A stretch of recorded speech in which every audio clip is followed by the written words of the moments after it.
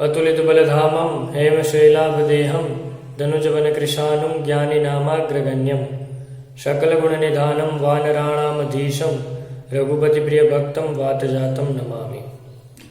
सभी को मेरा नमस्कार। स्वागत है आपका मेरे चैनल पे जिसका नाम है संस्कृत पाठशाला। तो विद्यार्थी मित्रों, आज हम पढ़ने वाले हैं संस्कृत के व्याकरण के बारे में। अब व्याकरण के बारे में जहां तक की बात होती है तो हम पढ़ते तो हैं, हम सब पढ़ते हैं, लेकिन जब आपको कोई पूछता है तो आप व्याकरण पढ़ते हो, लेकिन कौन सा व्याकरण, किसका व्याकरण पढ़ते हो, तब हमारे पास ज्यादातर जो है वो जवाब नहीं होता। हमें सिर्फ इतना पता होता है कि हम व्याकरण पढ़ रहे हैं। तो दोस्तों आइए मैं आपको बता दूं, हम जो व्याकरण पढ़ रहे हैं अभी के टाइम में, जो सारे स्टूडेंट व्याकरण पढ़ते हैं बुक के अकॉर्डिंग, वो व्याकरण है पाणिनीय व्याकरण। दोस्तों व्याकरण जो है वो संस्कृत के व्याकरण अलग अलग प्रकार के 9 लोगों ने लिखा है, और हमारे पास जो व्याकरण है जिसमें इंद्र भगवान ने खुद का व्याकरण लिखा है, चंद्र भगवान ने लिखा है, हनुमान जी ने भी अपना व्याकरण लिखा है, लेकिन हमारे पास जो है वो व्याकरण महर्षि पाणिनीय ने लिखा हुआ है।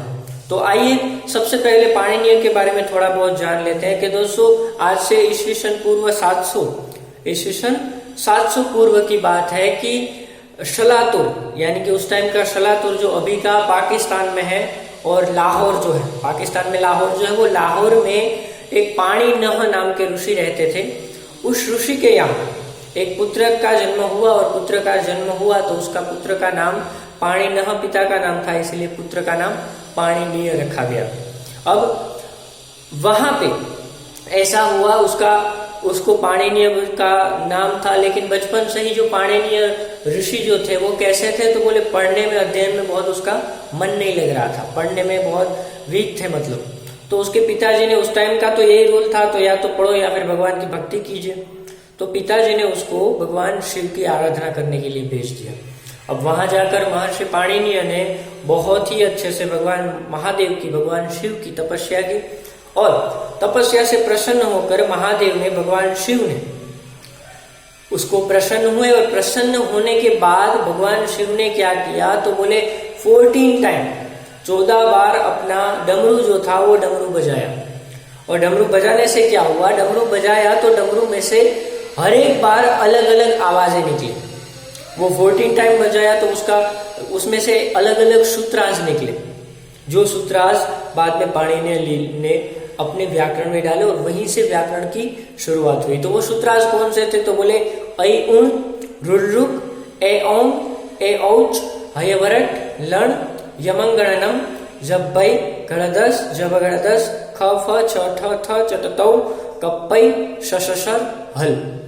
ये 14 सूत्रांश है। इस 14 सूत्रांश का दोस्तों हमारे कनेक्शन में, हमारे व्याकरण में बहुत ही ज्यादा जरूर इंपॉर्टेंस है। अगर ये 14 सूत्रांश आप कर लेते हो तो इससे बहुत कुछ आपको मिल जाता है। क्या क्या मिलेंगे उसके बारे में बात करेंगे, लेकिन सबसे पहले बात करते हैं ये 14 सूत्रांश की। तो 14 सूत्रांश है, ये 14 सूत्रांश जस्ट सूत्रांश नहीं है। ये अगर सूत्रांश आपने कर लिए तो आप संस्कृत में प्रत्याहार ऑटोमेटिकली बना सकते हो। समझ रहे हो, प्रत्याहार आप बना सकते हो, जिससे आपको बहुत ही सरलता मिलेगी व्याकरण समझने में। तो और ये 14 सूत्रांश है, वो संस्कृत में एक पर्टिकुलर नाम है व्याकरण में, जिसको बोला जाता है माहेश्वर सूत्राणी।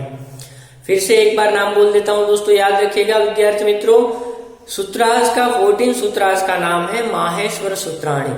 तो अब से अगर आपको कोई भी कहीं पर भी ये पूछ ले कि भाई स्टूडेंट हो, आप 5th स्टैंडर्ड में हो, आप 6, 7, 8 व्हाटएवर कोई भी स्टैंडर्ड में हो, लेकिन आपको कोई भी पूछे कि आप क्या पढ़ते हो, तो बोले हम संस्कृत व्याकरण पढ़ते हैं। कौन सा व्याकरण, तो आप उसको बेझिझक बता सकते हो कि भैया हम जो है वो महर्षि पाणिनीय का दिया हुआ व्याकरण पढ़ रहे हैं।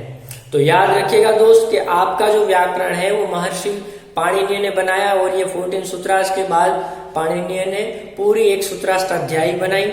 जैसे रुद्राष्टाध्यायी होती है, इसी तरह सूत्राष्टाध्यायी, यानी कि अलग अलग छोटे छोटे सूत्रों में से बहुत कुछ उन्होंने बनाया, और ये सूत्रों की रचना की, सूत्रांश की रचना की।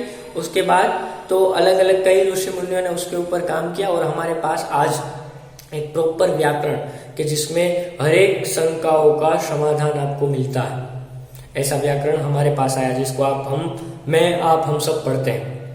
तो ये 14 सूत्रांश है दोस्तों, वो बहुत बहुत बहुत जरूरी है। आप सिर्फ एक बार याद कर लीजिएगा इसको और बार बार पढ़ते रहिएगा। अगर समझने की ट्रिक ये कैसे याद करें, हाँ हम पहली बार, अगर छोटे बच्चे मेरे वीडियो देख रहे हैं तो पहली बार वो सूत्र समझना बहुत कठिन होता है, तो उसके लिए क्या करना है, आपको बार बार वो ही पढ़ते रहना है, रीड करते रहना है। जब भी आपको मौका मिले आप 14 सूत्र रीड कीजिए, तो आपको आसानी से, बहुत आसानी से समझ में आ जाएंगे। और जब समझ में आ जाएंगे तब आपको रियलाइज होगा कि नहीं यार, मैंने तो प्रत्याहार तो कर लिए। बाद में प्रत्याहार बनाना जो होगा वो इससे भी इजी हो जाएगा अगर आपने 14 सूत्रास किए हैं तो 14 सूत्रास बहुत जरूरी है, वो याद कर लीजिएगा। और कमेंट बॉक्स में मुझे बता दीजिएगा कि आपने याद किए हैं या नहीं। और अच्छा लगे तो इस वीडियो को लाइक कर दीजिएगा, सब्सक्राइब करिएगा और शेयर करिएगा अपने दोस्तों को, ताकि वो भी संस्कृत के बारे में कुछ नई नई जानकारियां प्राप्त करें। धन्यवाद दोस्तों आपका, मिलते हैं अगले वीडियो में।